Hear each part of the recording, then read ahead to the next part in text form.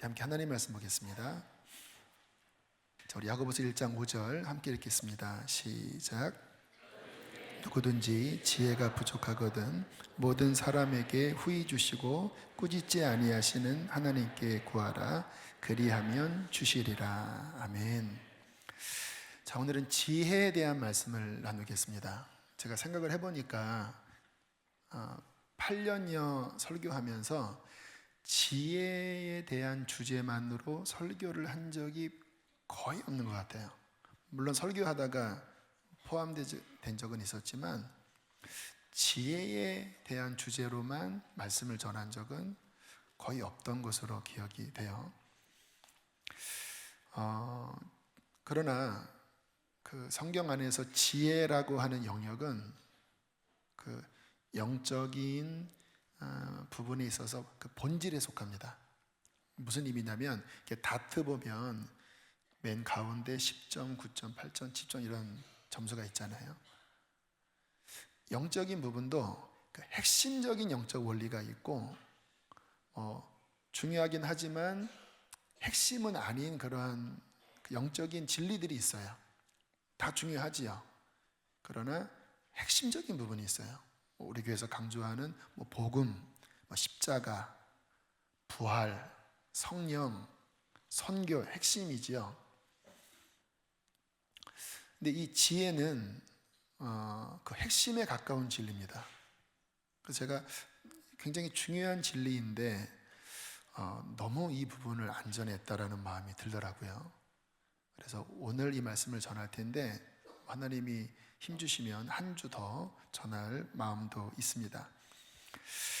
이 지혜는 특별히 우리의 삶에 있어서 영적인 부분도 그렇지만 우리의 삶에 있어서 매우 중요한 하나님의 은총이에요. 이 예는 너무나 다 알기 때문에 식상할 수 있지만 그러나 반복을 하겠습니다. 여러분, 솔로몬이 이 지혜를 구할 때 성경에 하나님의 마음에 맞은지라 라고 성경은 말씀해요. 무슨 의미냐면 솔로몬이 지혜를 구한 것에 대해서 그게 하나님의 뜻에 부합됐다라는 거예요. 우리가 지혜를 갖는 것을 하나님은 그냥 그렇구나, 너 괜찮네 이 정도가 아니라 아주 기쁘게 생각하셨다라는 거예요. 그리고 솔로몬은 여러 왕들 중에서 결국 이 지혜로 말미암아 모든 것이 다 풀어집니다. 그의 왕권도 풀어지고 그의 통치권도 그 지혜 안에서 딱 서요. 그러니까 이 지혜는 어떤 면에서는 만능 열쇠와 같아요. 그뿐만 아니라 하나님께서 솔로몬에게 내가 부도 주겠고 장수도 주겠고 엄청난 명예도 주겠다 그러잖아요. 그 무슨 의미냐면 이게 핵심 하나를 딱 잡으면 그 안에 다 끌려 나오는 게 있거든요. 주변적인 것을 잡으면 이것만 잡히는 게 있는데 핵심을 딱 잡으면 다 끌려오는 게 있는데 그 영역이 바로 지혜라는 부분이에요. 솔로몬이 잠언을 기록을 했는데 이 지혜의 유익을 솔로몬이 깊이 깨닫고 잠언에 이렇게 기록을 했습니다. 잠언 3장 13절로 18절 한번 쭉 읽어보겠습니다. 시작. 얻는 자는 명철을 얻는 자는 복이 있나니 이는 지혜를 얻는 것이 은을 얻는 것보다 낫고 그 이익이 정금보다 나음이니라. 지혜는 진주보다 귀하니 내가 사모하는 모든 것으로도 이에 비교할 수 없도다. 그의 오른손에는 장수가 있고 그의 왼손에는 부귀가 있나니 그 길은 즐거운 길이요 그의 지름길은 다 평강이니라. 지혜는 그 얻는 자에게 생명나무라.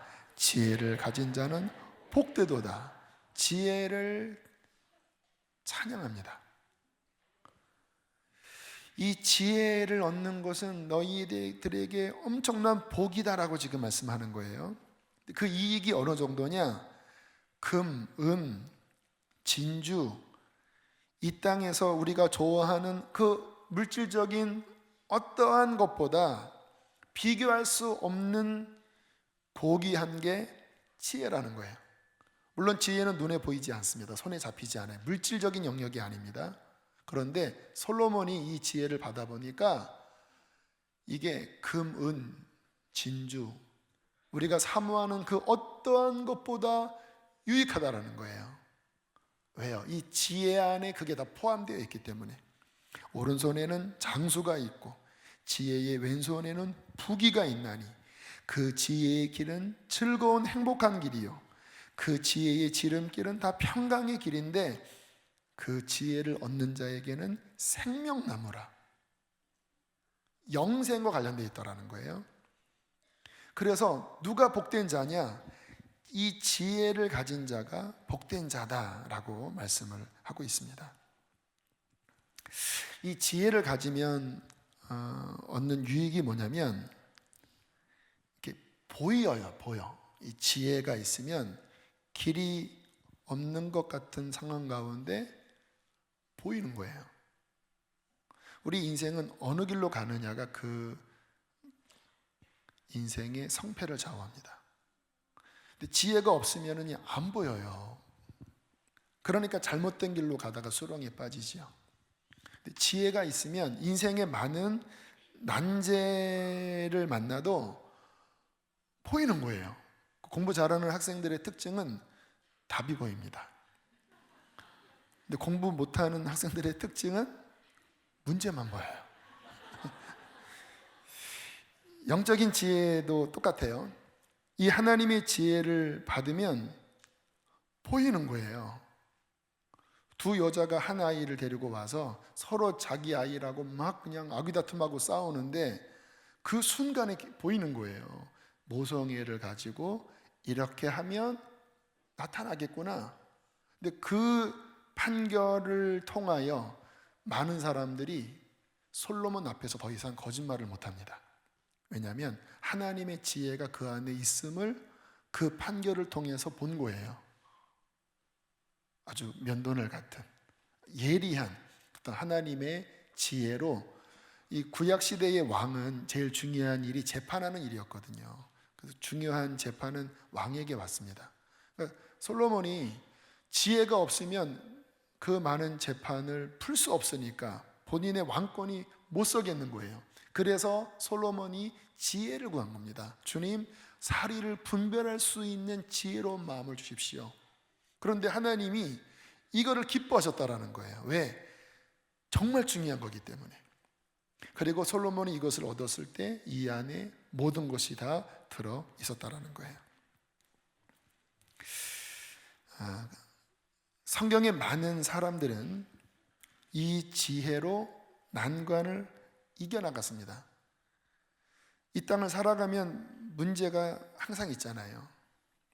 근데 하나님의 사람들은 그 문제를 피하지 않았습니다. 그 문제에서 벗어나지도 않았어요. 그런데 중요한 것은 지혜가 있었어요. 그래서 그 지혜로 말미암아 그 시대 가운데 빛을 발했습니다. 다니엘과 세 친구가 바벨론으로 포로 잡혀갔을 때 어떤 상황이었습니까? 가진 것이 없습니다. 배경이 없어요. 이제 포로입니다. 물론 포로 중에서 엘리트 코스를 밟는 쪽으로 발탁은 됐지만 아무것도 없잖아요. 근데 성경은 이렇게 말씀하고 있습니다. 다니엘서 1장 17절 함께 읽겠습니다. 시작. 하나님이 이 네 소년에게 학문을 주시고 모든 서적을 깨닫게 하시고 지혜를 주셨으니 다니엘은 또 모든 환상과 꿈을 깨달아 알더라. 그 바벨론 한가운데 아무것도 없는 포로 신분으로 어떻게 그 시대를 뚫고 나갔는가? 간단합니다. 하나님이 지혜를 주신 거예요. 책을 깨달을 수 있는.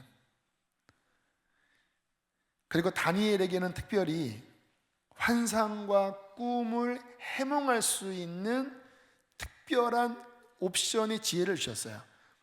다니엘에게도 뭐 학문을 깨닫고 책을 이해하는 지혜를 주셨지만 다른 친구들에게는 없는 또 다른 특별한 꿈 해몽의 지혜를 주셨어요. 어떤 일이 벌어집니까? 어느 날 느부갓네살 왕이 이상한 꿈을 꿨는데 기억이 나지 않아요. 분명히 내가 꿈속에서 너무 놀랍고 아주 충격을 받았는데 기억이 나질 않아요. 이 위기의 상황에 우리가 알고 있는 것처럼 다니엘이 하나님으로 받은 지혜의 통찰력으로 누구도 풀 수 없었던, 누구도 열 수 없었던 그 느부갓네살 왕의 꿈속에 들어가, 그리고 누구도 풀 수 없는 그 꿈에 대해, 솔직히 그 꿈을 누가 풉니까? 역사 전체를 한 번에 요약하는 꿈이었는데 아무도 풀 수 없죠. 그런데 하나님이 다니엘에게 주셨던 그 지혜 하나로 그 누구도 풀 수 없었던 다니엘의 꿈을 풀어주면서 다니엘과 세 친구들의 입지가 확 풀려버려요. 다니엘이 이 꿈을 하나님께로부터 받았을 때 이렇게 하나님을 찬양합니다. 다니엘서 2장 21절 함께 읽겠습니다. 시작.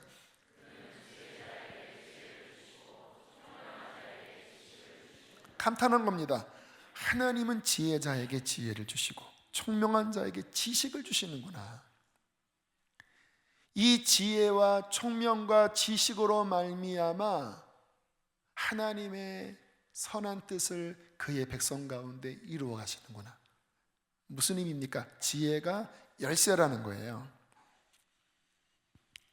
여러분, 하나님은 우리에게, 그의 백성에게 이 지혜를 주십니다. 그냥 주시는 게 아니라 후히 주시는 분이세요. 이 지혜가 우리에게 부어져야 이 지혜로 말미암아 이 땅 가운데서 하나님의 뜻을 이룰 수 있어요. 그리고 이 지혜로 말미암아 복되게 살 수 있어요. 또 이 지혜는 영역이 되게 다양합니다. 꿈 해몽에 대한 지혜, 재판하는 지혜, 또 학문에 대한 지혜, 그 외에도 많은 영역들이 있어요. 단순하지 않아요. 그런데 각 사람에게 부어지는 그 지혜가 그 사람의 사명이에요, 실은. 그래서 이 지혜가 그 사람 안에 풍성하게 풀어질 때, 풍성하게 부어질 때 그 사람의 사명도 분별할 수 있고 또 맡겨진 일을 잘 감당할 수 있습니다. 저 같은 경우는 20살 때부터 성경을 보면 뭔가 제 안에서 몽글몽글 올라왔어요. 그러니까 그냥 보면 이게 무슨 내용이야 라고 하는 게 내 안에서 이렇게 맺혀졌어요. 마치 이렇게 이슬이 맺혀지듯이. 그래서 저도 모르게 자꾸 여백에다가 뭐를 썼습니다. 깨달아지니까. 하나님께서 저에게, 저의 사명이 중요한 게 하나님 말씀 사역이잖아요. 그러니까 처음부터 이 부분을 하나님께서 저에게 부어주시면서 터치하셨던 것 같아요. 인간적인 측면에서 보면 저는 똑똑한 사람은 아닙니다. 이렇게 샤프한 사람이 아니에요. 사람들이 이렇게 제 외모만 보고 어떤 사람들은 샤프할 거라고 생각해요. 연필입니다. 삽이 그 두꺼운 연필이에요. 제 아내한테 물어보면 알아요. 연필이에요. 전혀 샤프하지 않아요. 늘 드리는 말씀처럼 그 쉬운 신학대학을 전기 떨어지고 후기에 들어갔으니까. 학교에서 성적 장학금을 받아본 적이 없습니다. 물론 제가 학교 공부에 관심이 없었어요. 왜냐면 좀 학문 자체가 좀 너무 이렇게 자유주의라, 지금 생각해보면 변명일 수 있지만 공부를 많이 안 한 게 다행인 것 같아요.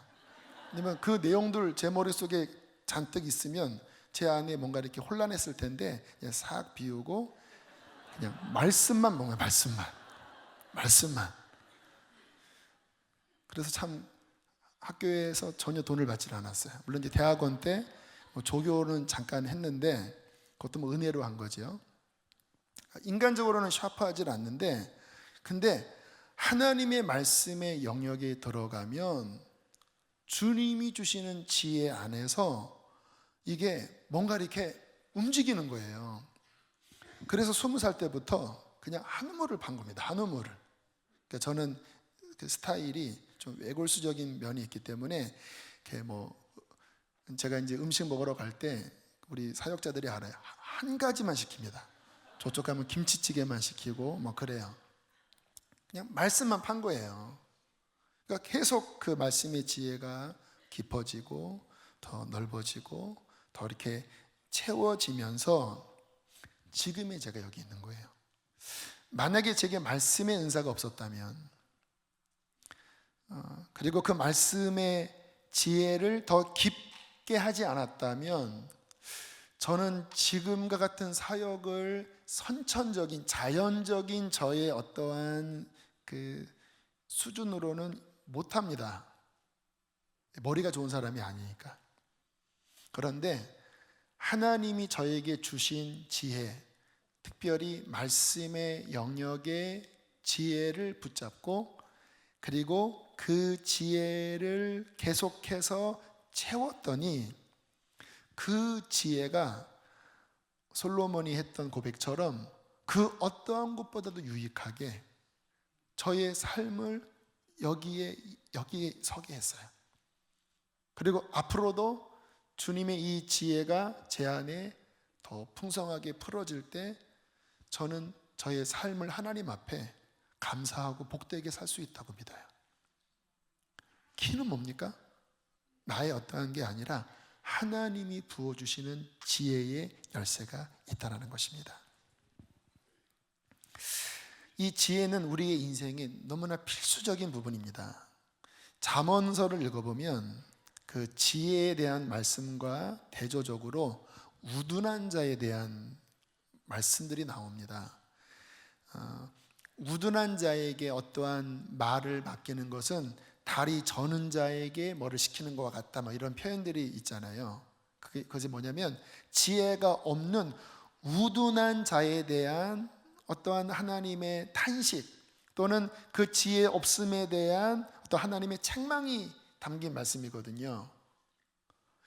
지혜를 갖지 못하면 영적으로 우둔해져요. 우둔해지면 어떤 일이 벌어지는지 아세요? 안 보이는 거예요. 지혜가 있으면 여기 구덩이가 있네, 이 길로 가면 목적지에 도착할 수 있네.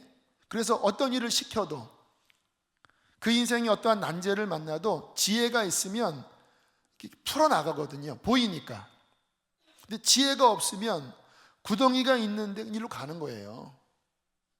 망하는 길인데 글로 가는 거예요. 왜? 안 보이니까. 나발이라고 하는 사람이 아주 강팍하고 우둔한 사람이었잖아요. 다윗이 포로 도망자의 신세로서 400명을 거느리고 그 광야 생활을 하다가 나발의 재산을 좀 지켜주면서 조금 우리 부하들을 위해서 음식 좀 달라고 그렇게 이야기를 하잖아요. 그러면 상식적으로 생각하면 장군이고 400명이나 모여 있고 또 본인의 종들에게 호의를 베풀었잖아요. 그러면서 굉장히 예의 있게 조금 도와달라 이렇게 얘기했으면 지혜가 있으면 알아서 겨야 되잖아요. 그렇잖아요. 무섭잖아요. 다 칼이 있는데 이렇게.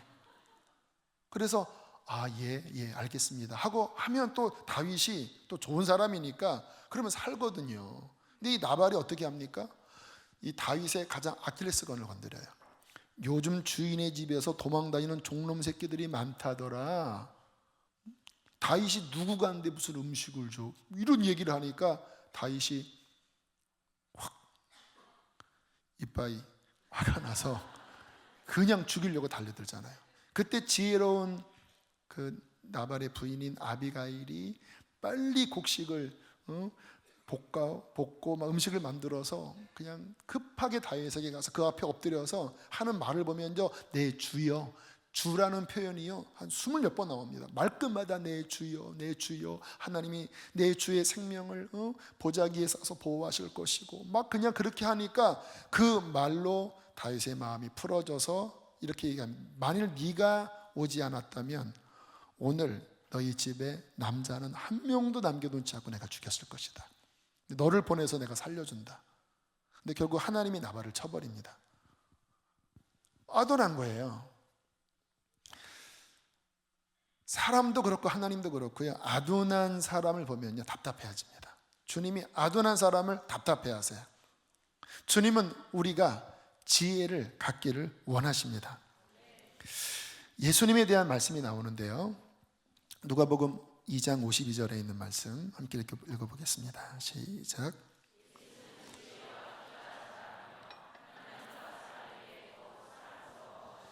예수님도 이 육신만 자라신 것이 아니라 지혜가 자라셨다고 말씀하세요. 예수님에게 있어서도 이 지혜가 그 안에 있고, 그리고 이 지혜가 나이에 따라 점점 깊어지고 성장하는 것은 필수적인 부분이었다라는 거예요. 성경에 지혜와 키가 자라며, 그 말은 뭡니까? 육신과 동일하게 이 지혜의 영역이 성장하는 것이 필수적이다라고 말씀을 하는 거예요. 제가 아까 말씀을 드렸죠. 주님이 저에게 말씀에 관한 지혜를 제 사명이 그렇기 때문에 부어주셨다고 그랬죠. 근데 저는 이 부분을 실은 갈고 닦았습니다. 굉장히 갈고 닦았어요. 그래서 그 지혜의 영역이 그 부분에 있어서 깊어졌어요. 그게 지혜가 자라나는 거예요. 저는 지금 이 시대에 우리가 하나님으로부터 받아야 될, 그리고 훈련해야 될 은혜의 영역 가운데 이 지혜가 깊어져 가는 것, 지혜가 더 날카로워지는 것, 이게 너무나 중요하다고 생각해요. 특별히 다음 세대, 그리고 지금 이 세상에서 사업하는 비즈니스맨들. 저 같은 경우는요, 주님 앞에 지혜를 많이 구했습니다. 지금도 지혜를 구합니다. 그래서 하나님이 인간적인 머리는 뭐 샤프한 건 아닌데, 이 하나님의 영적인 영역에 있어서는 이렇게 어떤 길이 그래도 조금 더 보일 수 있도록 은혜를 주셨어요. 하나님이 주신 거죠. 제가 목회할 때 저희 이제 교육자들과도 제가 이야기를 나누면서 늘 회의하는 게 뭐냐면, 저는 다른 데 별로 관심이 없어요. 하나님이 지금 무엇을 원하시는가? 하나님이 어디에 더 관심이 있으신가에 대한 부분에 저는 집중합니다. 왜 제가 복음에 집중하는지 아세요? 이번 주일도 전도서를 나누면서 결론은 복음으로 들어가요. 왜 그렇게 하는지 아세요? 전도서를 철학적으로 다룰 수 있습니다. 근데 저는 철학으로 끝낼 수 없어요. 왜? 주님이 제게 주신 지혜는 그렇게 끝내기에는 너무 저는 허전해요. 반드시 가장 본질인 엑기스인 그 복음의 영광, 예수 그리스도의 그 복음의 영광으로 귀결이 돼야 저는 만족스러워요. 이게 지혜입니다.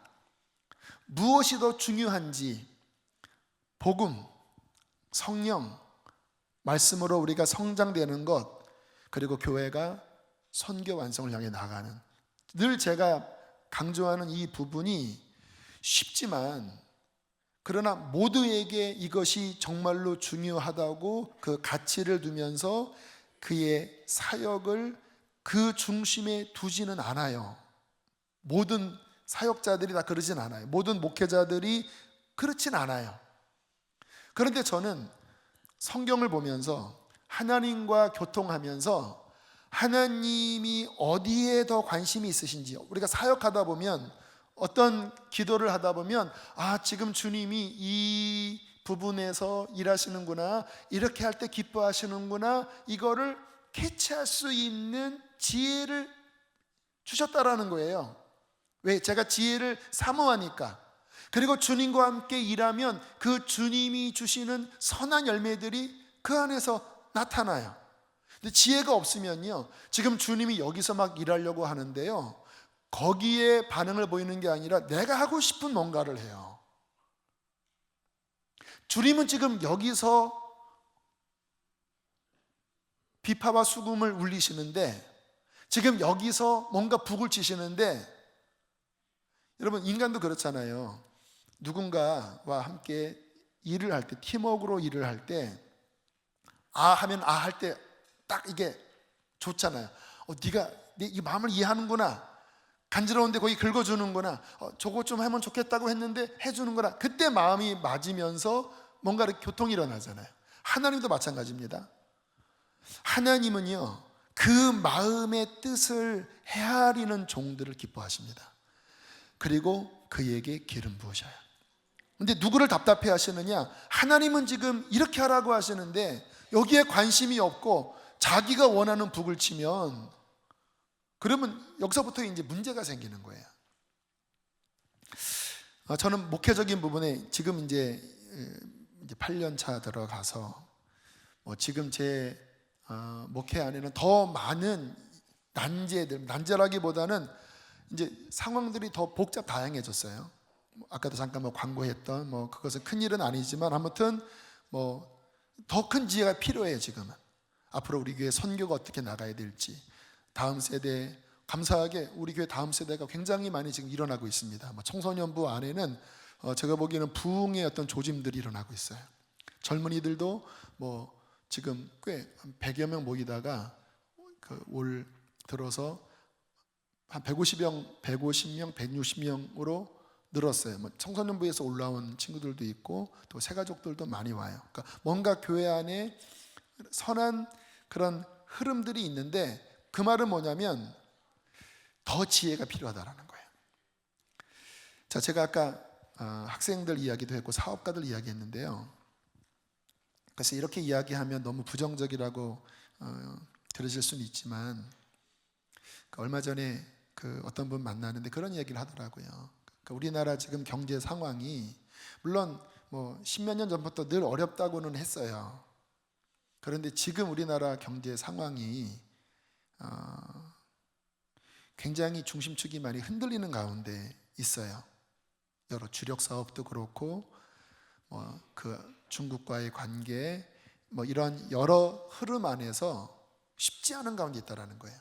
근데 그분은 이제 기도하는 분인데 그런 이야기를 하시더라고요. 하나님으로부터 지혜를 받지 않고, 그리고 하나님으로부터 준비되지 않은 많은 경제권들은 흔들리고 무너질 것이다. 그러나 반면 하나님으로부터 온 그 지혜로 준비하고 있는 자, 그리고 하나님이 주신 어떤 창조적인, 창의적인 어떠한 지혜를 가진 자는 오히려 엄청나게 일어날 것이다. 그래서 그 교회는 그런 영역에 있어서 하나님의 지혜를 구하고 있다고 하는 이야기를 하더라고요. 여러분, 지금 앞으로 다가오는 이 시대가 어떻게 흘러갈지 몰라요. 우리 청소년들 AI 시대, 불과 10년, 15년 뒤에 직업군이 상상을 초월하게 뒤집어질 수 있는 상황이에요. 더 이상 우리가 갖고 있는 이러한 것으로는 이미 그것은 다 인공지능이 다 차지하고 그 위에 거대한 기업이 그것을 가지고 엄청난 이윤을 빨아들이는 상황이 될 거예요. 이것은 기정사실입니다. 이런 가운데 아까 제가 말씀을 드렸죠. 지혜는 길이 보이는 겁니다. 더군다나 하나님이 주신 창조적인 지혜는 이 세상의 어떠한 것을 넘어서는 특별함이 있는 거예요. 여러분, 다니엘이 그 꿈을 해몽하는 그 지혜는 별것 아닐 수 있지만 역사를 꿰뚫는 느부갓네살 왕의 그 꿈을 뚫고 들어가서 그것을 풀어내는 것은요, 이것은 하나님으로부터 온 것이 아니면 안 되는 거잖아요. 근데 그것이 하나 풀리니까 그냥 그 역사의 중심에 서서 하나님 앞에 쓰임받는 어떤 중요한 열쇠를 받잖아요. 지금 이 시대에 제가 오늘 지혜에 대한 말씀을 나누는데, 목회하는 저도 그렇고 미래를 앞두고 있는 우리 다음 세대들도 그렇고 지금 아무튼 비즈니스를 하는 많은 분들 가운데 정말로 필요한 게 하나님으로부터 오는 그 지혜, 그 지혜가 우리 안에 있어야 합니다. 근데 감사한 것은 뭐냐면 주님이 이 지혜를 주기를 원하신다라는 거예요. 오늘 말씀 다시 한번 읽어보실까요? 야고보서 1장 5절 함께 읽겠습니다. 시작. 너희 중에 누구든지 지혜가 부족하거든 모든 사람에게 후히 주시고 꾸짖지 아니하시는 하나님께 구하라. 그리하면 주시리라. 저는 이 말씀 굉장히 레마로 많이 붙잡았어요. 구하라. 지혜를 구하라. 우리 하나님은 어떤 분이시냐? 후히 주시고. 너 왜 자꾸 지혜 달라고 그래? 짜증나게. 이렇게 말씀하지 않으신다라는 거예요. 후히 주시고. 왜? 주님은 지혜가 너무 중요한 것을 아시고, 그리고 우리에게 지혜가 필요하다고 하는 것도 아시고, 지금 이 여러 형국이 어려운 것도 아신데 지혜를 주면 나의 사랑하는 자녀가 뚫고 나갈 수 있는 것도 아시는 거예요. 근데 지혜가 부족하잖아요. 근데 주님은 주실 수 있고 주시고 싶어 하세요. 그런데 어떻게 할 때?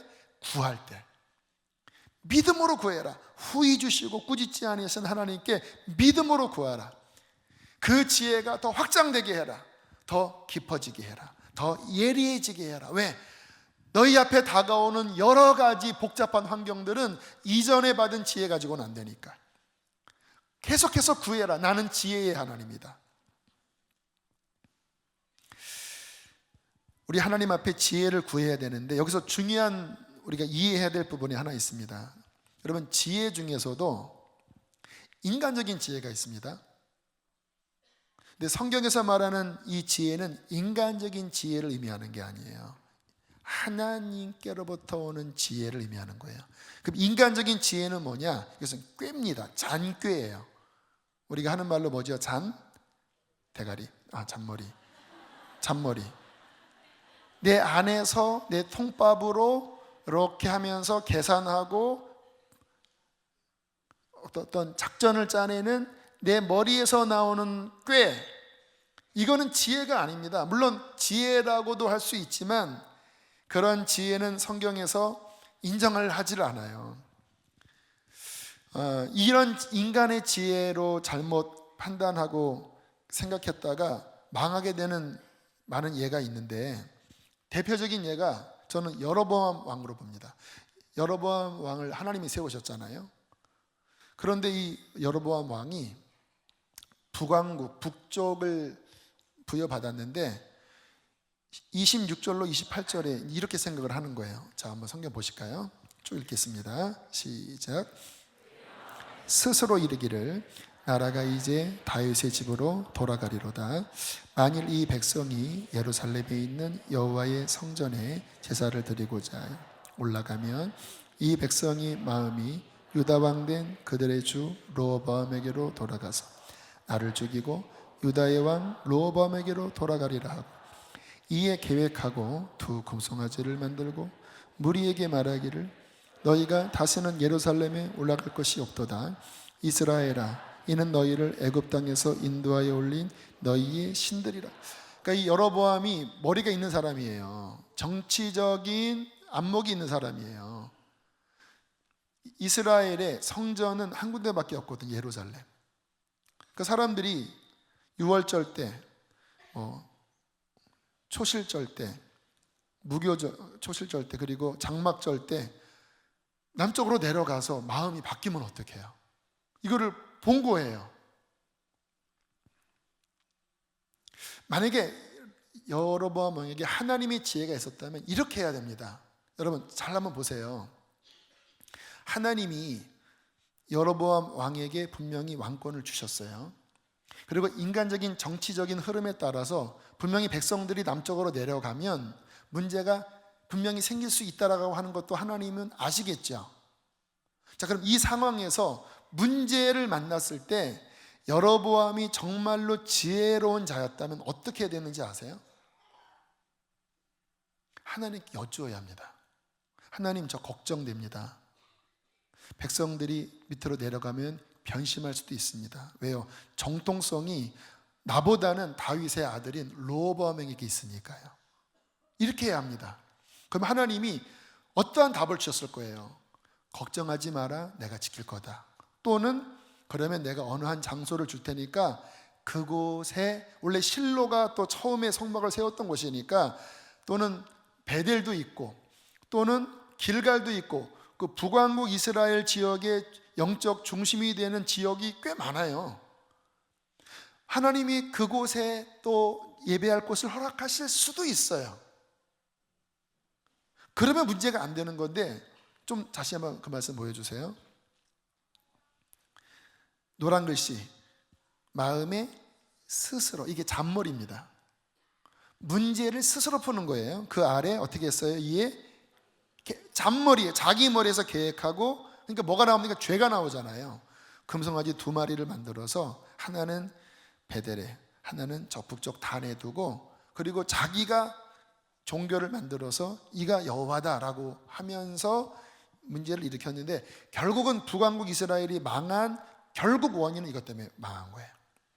그리고 여로보암 이 가정도 이 일 때문에 거름처럼 다 싸그리 멸절당하고 맙니다.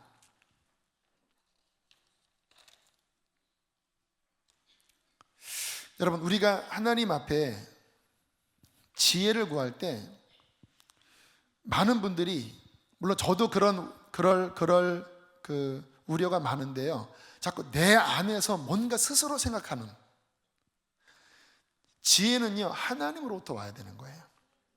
그런데 하나님으로부터 오는 지혜가 아니라 내 계산으로 생각하는 어떠한 결과물. 근데 주님은 여기서 나온 것에 대하여 불쾌하게 생각하십니다. 고린도전서 3장 19절 한번 보세요. 함께 읽겠습니다. 시작. 이 세상 지혜는 하나님께 어리석은 것이니 기록된 바 하나님은 지혜 있는 자들로 하여금 자기 꾀에 빠지게 하시는 일을 하셨고. 여기 머리가 잘 돌아가는 분 계실 거예요. 막 모든 것에 탁탁탁하고 막 작전 짜고 뭔가 이렇게 모략을 하고, 그런 분들은 좀 조심하셔야 합니다. 하나님이 어떠한 지혜를 주시지 않아도 내 스스로 뭔가 잘 만들어 나가는 이러한 자아를 갖고 계신 분이 있다면 이 말씀에 걸리기가 아주 쉽습니다. 세상 지혜예요. 근데 이것은 하나님 앞에 어리석은 것이라고 말씀을 하시는데, 결국 지 구덩이에 빠지게 되는 거예요. 하나님 앞에서는. 하나님의 지혜는 어떠한 지혜냐? 깨끗합니다. 이 예를 들으면 어떤지 모르겠지만, 이제 우리 교회가 경험한 부분이니까, 재작년 6월, 7월에 건축하다가 심각한 문제가 드러났을 때 저는 고민 많이 했습니다. 이것을 드러나야 되냐. 근데 저는 드러나는 게 맞다고 생각했어요. 왜냐하면 깨끗하게 해야 되니까. 문제가 생겨도 이 상태에서 갈 수 없으니까. 이제 드러낸 다음에, 그때 아마 계신 분은 아실 거예요. 제일 처음 했던 일이 뭔지 아세요? 어떤 분의 인간의 꾀였겠죠. 결국 교회 전체가 엄청난 소용돌이 속에 들어가게 되었는데, 그 문제가 드러나자마자 교회가 처음 했던 일은 2주인가 3주 회개 특세였습니다. 회개. 정결한 그릇 되게 해주십시오라고 하는 회개 특세를 했어요. 그래서 3주 내내 우리 회개하자고 했어요. 그때 어떤 분들이 그러더라고요. 문제는 다른 사람이 일으켰는데 왜 우리가 회개해야 되냐고. 왜 우리가 회개해야 되냐고. 그 사람이 문제를 일으켰는데 그럼 빨리 고소를 하든지 그렇게 해야지, 왜 우리가 그러니까 이해가 안 되지요.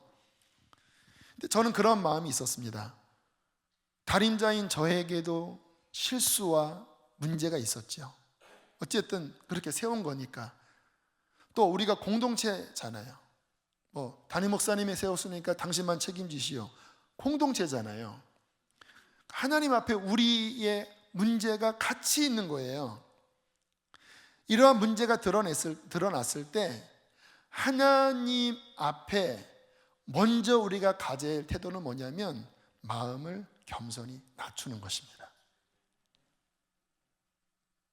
먼저는 물론 하나하나 문제를 풀어나가야 되지만, 먼저는 하나님 앞에서 겸손히 엎드려 죄를 고백하고, 그리고 겸손한 자를 기뻐하시는 하나님 앞에서 주님 회개합니다. 이제 우리는 어떻게 해야 합니까? 우리는 지혜도 없고 이 상황을 풀어나갈 힘이 없습니다. 주님 죄송합니다. 우리의 부족함입니다. 용서해 주십시오. 그러나 주님, 어떻게 해야 됩니까? 바닥으로 내려가서 죄를 뒤집어 씌우고, 그리고 하나님만을 겸손히 바라보면서 하나님이 주시는 그 지혜와 동행함 속에 다시 걸음을 내딛어야 문제는 풀리기 시작해요. 저는 그렇게 생각합니다. 여러분 어떻게 생각하세요? 여러분의 삶에 그런 문제가 일어났을 때, 가정 안에서 내 배우자가 이러한 부도를 내고, 또는 외도를 하고, 내 자녀가 어떤 문제를 일으켰을 때, 우리는 인간적으로 이 사람이 문제고 얘가 문제고 이거를 어떻게 해야 되고 누구에게 도움을 청해야 되고, 이렇게 우리는 생각을 하잖아요. 그게 우리의 지혜입니다. 그런데 하나님 앞에 서면 그렇게 흘러가질 않아요. 하나님 앞에 서는 사람은요, 먼저 엎드립니다. 왜요? 하나님만이 풀어줄 수 있으니까. 그리고 우리의 연약함과 우리의 죄니까. 하나님 앞에 엎드려서 먼저 하나님과의 관계를 바르게 한 다음에 겸손히, 하나님 어떻게 해야 합니까? 주님이 이끌어 주십시오. 우리는 힘이 없습니다. 그렇게 해서 회개로 하나님과 관계를 더 깊이 맺고, 그리고 하나님의 뜻대로 한 걸음 한 걸음 나가기 시작할 때 주님이 개입하시고 역사하세요. 그렇게 해야지만 풀립니다. 여러분의 삶에 나는 하나님의 지혜로 움직이는 자인가, 아니면 인간의 어떠한 생각으로 움직이는 자인가. 인간의 생각이 잘못되다라고 그렇게 정지할 수는 없어요. 그러나 문제는 뭐냐면 풀 수 있는 분은 하나님밖에 없어요. 지혜는 뭐냐면 결국 하나님의 생각, 하나님의 판단만이 가장 옳다라고 하는 것을 겸손하게 인정하면서 납작 엎드려서 그 하나님의 뜻만 바라는 것, 이게 지혜라는 거예요. 이해가 되십니까? 내 어떠한 머리에서 좋은 어떠한 계산이 나오는 것, 물론 이것도 나쁜 건 아니에요. 그 성경에 하나님 같은 지혜를 가진 사람이 누군지 아세요? 아히도벨입니다. 아히도벨. 이 사람의 지략이 얼마나 대단한지, 다윗이 압살롬에 의하여 쫓겨나갈 때 아히도벨이 압살롬 편에 섰다라고 하는 말을 듣고요, 깜짝 놀랍니다. 그리고는 막 떨면서 기도합니다. 하나님, 제발 아히도벨의 모략을 무력화시키십시오. 왜냐하면 다윗도 아는 거예요. 탁월한 지략가예요. 근데 보통의 지략가가 아니라 하나님의 지혜가 있었던 사람이었어요. 그런데 문제가 뭡니까? 하나님과 관계가 틀어져 버렸네요. 압살롬 편에 섰다고 하는 것은 하나님 관계가 틀어진 거거든요. 어떻게 됩니까? 결정적인 지혜의 이야기를 하죠. 지금이 찬스입니다. 나에게 군사 얼마를 주면 다윗을 급습해서 다윗 목만 베면 이 나라는 압살롬 겁니다. 그 지략이 최고였어요. 그런데 하나님과의 관계가 틀어지니까 후세를 통해서 그 모략이 꺾여지고, 그리고 목매달아 자살해버리잖아요. 아무리 머리가 좋아도 하나님과의 바른 관계 안에서 하나님으로부터 온 마음이 아니면요, 그래서 실패입니다. 그 지혜는 뭐냐면 하나님의 생각이 우리 안에 들어오게 하는 거예요. 저는 그래서 아무튼 제 삶의 계속적인 고민들, 또 여러 일들 속에서 이걸 어떻게 해야 되냐라고 하는 많은 일들이 매 순간 와요. 근데 그런 면에서는 제가 아까 그랬잖아요. 머리가 샤프하지 않고 좀 인간적으로는 그렇지 않다고. 이게 이런 면에서는 좋더라고요. 그냥 하나님 앞에 어떡할까요가 절로 나와요. 지금 제 삶에 몇 가지 좀 고민되는 영역이 있거든요. 오픈하진 않겠습니다. 제가 갖고 있는 고민이니까 굳이 다 말할 필요 없어요. 근데 제가 그 영역 가지고 자꾸 제 안에 인간의 어떤 생각을 하려고 하는 저를 발견했어요. 제 안에 뭔가 그 부분에 대해서 뭔가를 자꾸 생각하더라고요. 빨간불이 들어오더라고요. 이거 가만 놔두면 문제 생기겠는걸? 그래서 어떻게 기도하고 있는지 아세요? 하나님, 제가 지금 이 일에 대하여 제 안에 있는 생각을 하나님께 올려드립니다. 하나님, 이 생각을 주관하여 주십시오. 하나님의 마음, 하나님의 뜻, 하나님의 생각이 내 마음을 다스리게 해주십시오. 내 생각이 싹 틔우지 않게, 내 생각이 열매 맺지 않게. 왜요? 내 생각은 문제를 일으키니까. 그 내 생각을 하나님의 생각 속에, 하나님의 마음 속에 제어되고, 그 하나님의 뜻이 내 안에 뿌리를 내리고, 그 하나님의 생각이 내 안에 열매 맺도록 제 마음을 계속 드리고 있어요. 왠지 아세요? 하나님의 생각만이 베스트이기 때문에. 하나님의 생각만이 저의 삶을 가장 복되게 하기 때문에. 이것도 지혜로운 마음이지요. 우리의 신앙생활에 이 영역의 갈등이 늘 있습니다. 저는 그 창세기의 야곱이 그런 경우라고 봐요. 얼마나 머리가 잘 돌아가는지요. 그냥 딱 형 배고파 그러면 딱 머리가 쭉 장착권 하고 딱 밭쪽 딱 그냥 순간 돌아가는 거예요. 이렇게. 나중에 이제 그 형을 만날 때 보세요. 그 성경 가만 읽어보시면요, 덜 사랑하는 첩과 자식을 앞으로 보내고 좀 더 이렇게 보내고, 그 다음에 레아, 맨 마지막에 라헬, 거기에 요셉, 그리고 그 앞에 만날 때마다 예물을 적당하게 분배해서 한 번 치고 두 번 치고 하다가 뭔가 이상하면 토 끼려고 이렇게 딱 보면서 다 강 건너 보내고 나루터에 이렇게 앉아갖고 머리 굴리고 있다가 천사가 나타나서 그냥 밤새 씨름하잖아요. 하나님이 야곱을 꺾으려고 했었는데 안 꺾입니다. 왜? 얼마나 대가 센지. 그냥 잔머리에 아주 황제입니다. 뱃속에서부터 그랬으니까 막. 근데 마지막에 환도뼈를 딱 꺾을 때 꺾여지면서 하나님이 축복하세요. 꺾여지면서. 이 환도뼈가 그 자아 안에 있는 자기 지혜거든요. 자기 안에. 이게 꺾여지면서 이스라엘이 되고 그 문제가 풀어지는 거예요. 그러니까 이게 실은 하나님과 우리와의 영적인 계속 이게 팽팽한 긴장의 줄다리기입니다.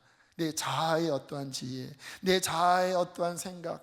근데 진짜 어리석은 사람은 뭐냐면 내 자아의 어떤 생각이 하나님의 뜻인 양 그것을 밀어붙이는 사람.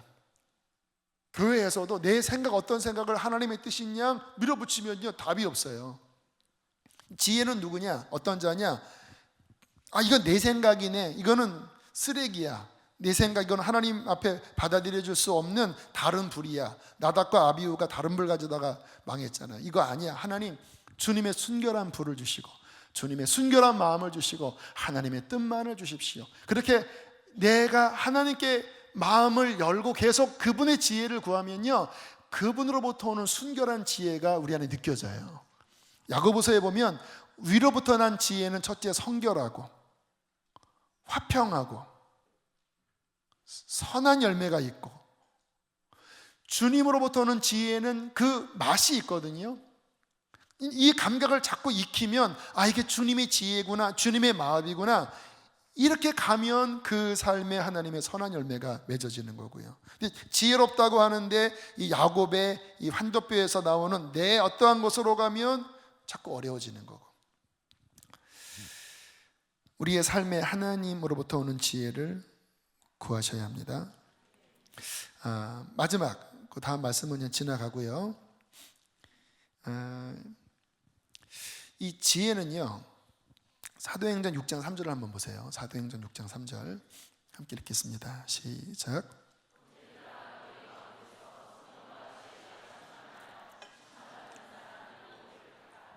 일곱 집사를 뽑을 때 나온 말씀인데요, 성령과 지혜 이렇게 연결시킵니다. 그러니까 그 말은 성령이 충만한 사람이 지혜가 충만하다라는 거죠. 제가 아까 말씀드렸잖아요. 지혜는 하나님의 지혜라고. 우리가 삼위일체 하나님에게 있어서 성령님을 가리키는 말씀을 보면요, 특별히 구약에 지혜와 총명의 신이요, 모략과 재능의 신이요, 여호와를 경외하는 신이라고 표현을 하고요. 신약은 에베소서에 지혜와 계시의 영, 총명을 충만히 부어주사. 그러니까 삼위일체 동일한 하나님이시지만 성령님의 주된 특징이 지혜입니다. 그래서 잠언에 보면 1장부터 9장까지 지혜를 의인화시켜요. 나 지혜는 네가 잘못된 길로 갈 때 내가 너를 책망한다. 네가 내 책망을 듣고 돌이키면 너는 복되지만 내가 책망할 때 네가 듣지 않으면 막상 네가 어려워질 때 내게 부르짖어도 나는 너를 외면하겠다. 나는 나를 사랑하는 자가 나의 사랑을 입으며 나를 간절히 찾는 자가 나를 만날 것이다. 지혜거든요. 지혜를 의인화시켜요. 어떤 분이 질문하더라고요. 그러면 이 지혜는 하나님입니까? 아닙니까? 어떤 분이 하나님이 아니라고 그랬대요. 물론 그 성경의 문맥을 보면 그 의인화한 그 나가 지혜거든요. 그러면 지혜는 하나님이 아닌가? 근데 면밀히 들여다보면 뭐라고 표현되어 있냐면 내가 창조주가 돼요. 그 잠언에 나오는 말씀이에요. 내가 창조주가 되어 하나님이 세상을 창조하실 때가 내가 그 곁에서 창조자가 되어 내가 하나님과 함께 기뻐했다. 지혜가 창조자래요. 무슨 의미일까요? 성령님을 의미합니다. 지혜와 총명의 신, 지혜와 계시예요. 그래서 하나님의 지혜, 하나님의 영이 부어지면 그 사람 안에서 나타나는 중요한 특징이 지혜가 생기기 시작해요. 거듭나지 않으면 잔머리만 많거든요. 그런데 거듭나게 되면요, 하나님의 지혜가 그 안에서 밝아집니다. 그래서 거듭나서 성령 충만하면요, 어떤 상황에 뭔가 이렇게 분별이 되어지고 뭔가 이렇게 깨달아지고 어떤 상황에 있어서 무식한 자들도, 공부를 안 한 할머니들도 성령 받으면요 지혜로워집니다. 언제 우리가 지혜로워질 수 있는가? 깨어서 성령의 지배를 받을 때 지혜가 충만해집니다. 굉장히 중요한 부분이에요. 제가 주님을 섬기면서 이 부분을 참 많이 깨달았는데 젊은이들에게도 이 설교했어요. 분명히 내가 아둔하고 판단력이 분명하지 않은 영역들이 있는 사람인데 말씀 충만하게 읽고 그리고 성령이 어떤 지배 가운데로 들어가면 물론 실수도 많이 하고 오류도 많이 있죠. 사람이니까. 그래서 뭐 그런 문제도 생긴 거잖아요. 그러나 그럼에도 불구하고 성령 충만하면 어떤 상황이 됐을 때 좀 더 판단이 빠르게 됩니다. 인간적인 판단이 아니라 하나님의 영 안에서 잘 분별이 돼요. 그 지난주에 어떤 분과 잠깐 면담을 하게 됐는데 이제 그분이 좀 가르치는 은사가 있으시더라고요. 그래서 뭐 이런저런 권면하다가 자매님 안에 이러한 은사가 있기 때문에 이러한 쪽으로 좀 더 쓰임 받았으면 좋겠다 그런 권면을 드렸더니 저한테 그런 이야기를 하시더라고요. 어떻게 알았냐요? 나도 나에게 가르치는 은사가 있는지를 이번에 그 일을 하면서 깨달았다라는 거예요. 근데 목사님은 나랑 별로 이야기한 적도 없는데 어떻게 그걸 알았어요? 어떻게 알았냐면 이렇게 몇 번의 메일을 주셨는데 그 메일을 읽어보니까 가르치는 은사가 있더라고요. 그래서 이분은 이런 쪽으로 잘 개발하면 또 유익하겠다. 이분도 유익하고 또 다른 사람도 유익하겠구나. 저의 지혜가 아니죠. 성령 안에 있으면 하나님 사랑 안에서 제가 섬길 이 목양의 영역 안에서 그러한 부분이 더 쉽게 분별되어질 수 있어요. 동일하게 여기 사역자들도 계시고 또 뭐 교회 지역장, 뭐 국장, 목자 맡은 분도 계시고 학생들도 있고 직장인들도 있고 비즈니스맨들도 있으실 거예요. 또 뭐 가사 일을 하시는 분도 계실 거예요. 성령의 지배를 받잖아요. 그러면 성령님은 우리에게 위로도 주시고 또 능력도 주시고 또 많은 것도 주시지만 성령이 우리 안에 주시는 가장 보편적이고 선한 은총 가운데 하나가 아까 드린 말씀처럼 지혜를 주시는 거거든요. 성령 안에서 이 지혜가 계속해서 개발되고 더 밝아지고 더 깊어지고 더 성장하잖아요. 그러면 학생이든 목회자든 평신도 맡은 어떤 일을 하시는 분이든 비즈니스맨이든 그 성령 안에서 하나님이 당신을 쓰시고자 하는 그 부분이 더 강화되고 풍성해집니다. 예를 들어서 학생 중에서 그냥 내 머리로 공부하는 분이 있고, 학생 중에서 오늘 이렇게 예배도 하고 하나님의 영의 지배를 받는 학생이 있어요.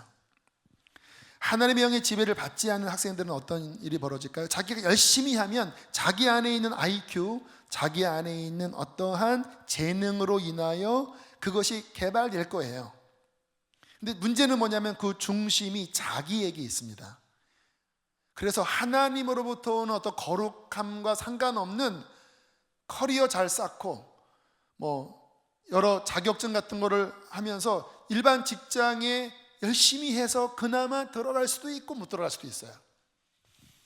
그런데 하나님의 성령의 지배를 받는 학생들이 계속해서 성령이 밝히시는 그 지혜 가운데 거하면서 공부를 하잖아요.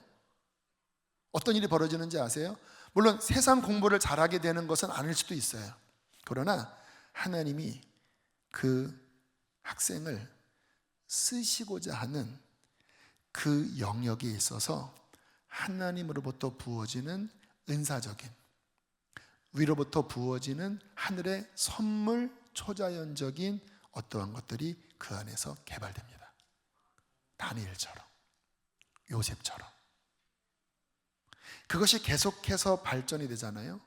그러면 유니크하게, 이 지금 세상의 문제는 뭐냐면 다 똑같이 붕어빵 찍듯이, 어떤 제품 찍듯이 다 똑같은 그 안에서 경쟁시키잖아요. 그러니까 이게 소수밖에 못 올라가는 거예요. 그런데 이러한 친구들은 음악적인 영역이든 또 예술적인 영역이든 또 민족적인 정치적인 영역이든 다니엘처럼 요셉처럼 하나님과의 관계 안에서 그 지혜가 개발되잖아요. 그러면 다른 것은 못할 수 있지만 그 영역에서 성령께서 성장시켜 주십니다. 그리고 그것이 잘 준비되던 어느 날 한 번에 이 세상의 어떤 변화에 하나님이 미리 준비시키시다가 한 번에 그를 하나님이 높이실 수 있어요. 할렐루야. 그러니까 이 지혜는 우리의 삶에 너무너무 중요한 부분이에요. 목회적인 부분도 마찬가지예요. 앞으로 세상이 어떻게 바뀔지 몰라요. 그런데 성령 안에서 하나님의 지혜가 있는 사람들은 성령께서 미리 준비시켜 주십니다. 미리. 지금은 아닌데 그때 가면 감사한 거는요, 제가 20살 때부터 저희의 설교의 핵심은 회개였어요. 회개. 하도 제가 회개를 외치다 보니까 제 스스로, 그때는 이제 제가 설교할 힘도 약하니까 설교를 하고 나면 어른들이 약간 인상을 쓰시더라고요.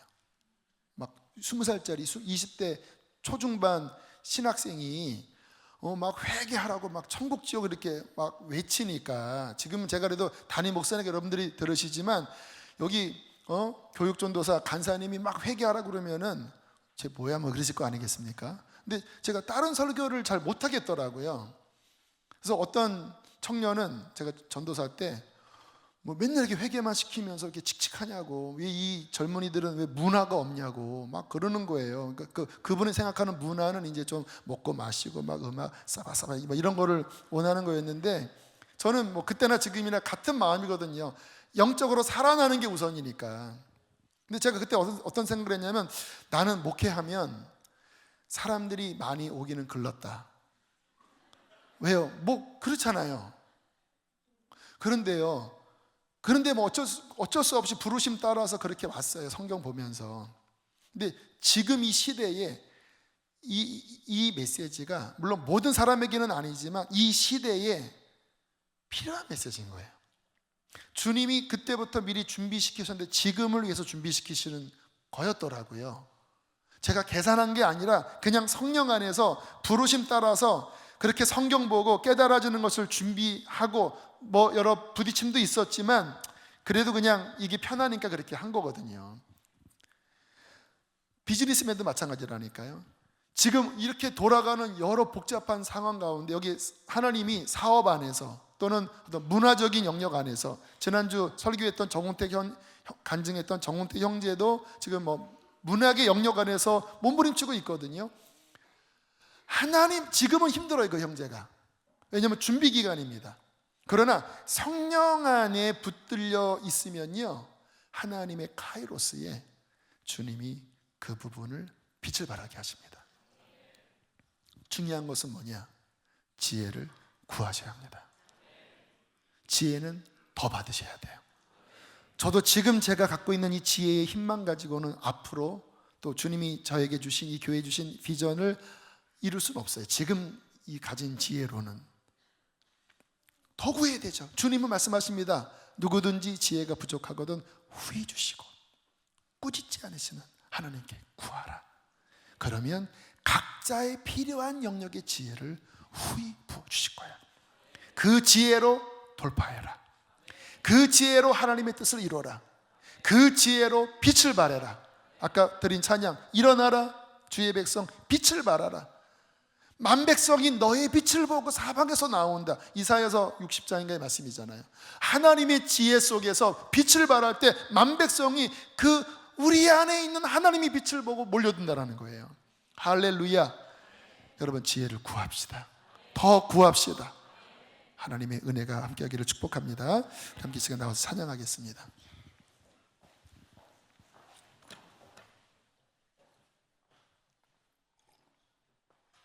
오늘 특별히 우리 학생들, 다음 세대 안에 이 지혜가 더 하늘로부터 부어지기를 축복합니다.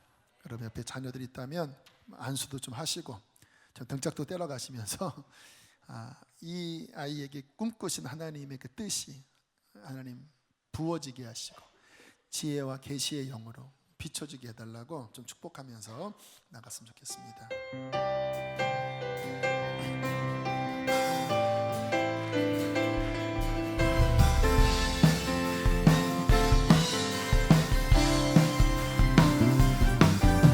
성령이여 임하소서. 메마른 나의 심령 위에 주님의 은혜에 담비내려 나 흠뻑 적셔 주옵소서. 주의 권세 주의 능력 지금 이 시간 임하셔서 악한 권세 모두 깨뜨리고 주님 나라 임하소서. 영광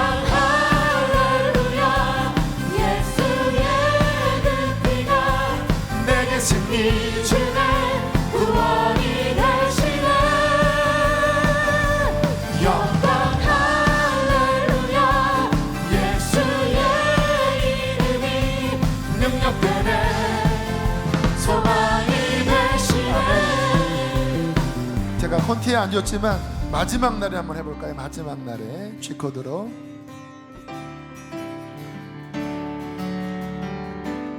마지막 날에 마지막 날에 내가 나의 영으로 모든 백성에게 부어주리라. 자녀들은 청년들은 환상을 보고 하나님의 지혜입니다. 꿈을 꾸리라. 주의 영이 임하며 자녀들은 예언할 것이요 청년들은 환상을 보고 아비들은 꿈을 꾸리라. 주의 영이 임하며 성령이여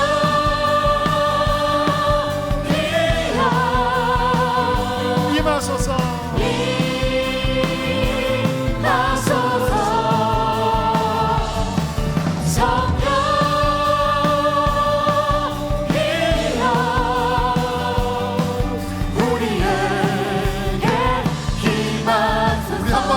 고백하기도 합니다. 마지막 날에 마지막 날에 내가 나의 영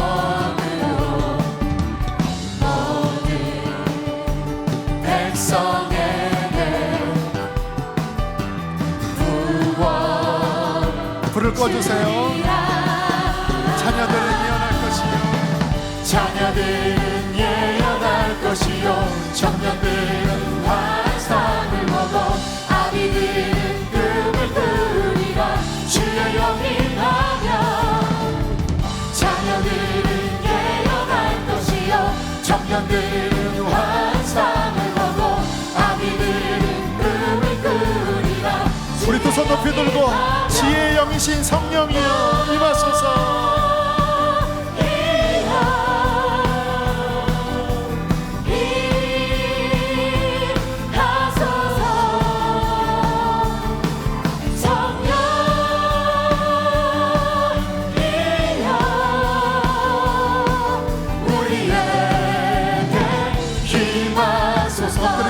하나님, 나의 삶에 하나님의 지혜가 필요합니다.